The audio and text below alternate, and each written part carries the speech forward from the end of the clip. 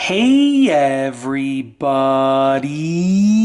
I'm here today to show you and tell you how to cut a CD or DVD easily.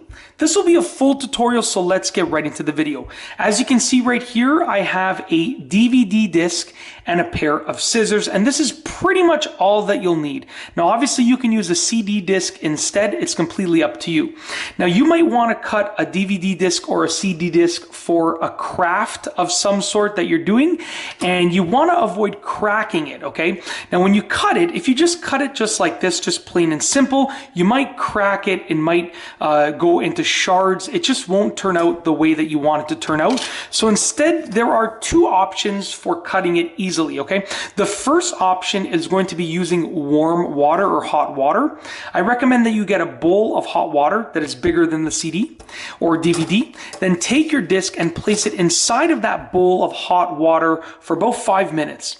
Now, the heat and the moisture will then allow the DVD or CD disc to be much easier to cut without shattering it. So you take your good pair of scissors, you need a good pair of scissors, and you can cut it once you've let it soak in hot water or warm water, at least pretty warm water at least, for about 5 minutes or more. Now, if you let it soak for longer than 5 minutes, that's even better. But 5 minutes is pretty much where you need to be at for the soaking in order to cut it without it shattering or cracking or anything like that. The second option is going to be placing it in the freezer for about 10 or 15 minutes.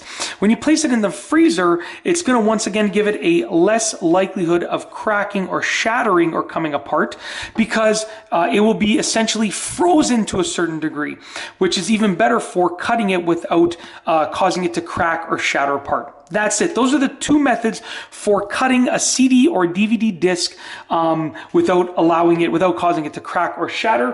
What I will say is that the water method seems to work better than the freezing method. They both work, but the water method seems to be more consistent. The hot water method seems to be more consistent with allowing it to happen without cracking. I've done it many times, and the water method seems to work better, at least for myself. That's it. If you like this video, please be sure to give it a thumbs up. Let me know what you think down below as a comment. And of course, be sure to subscribe for more great videos just like this one.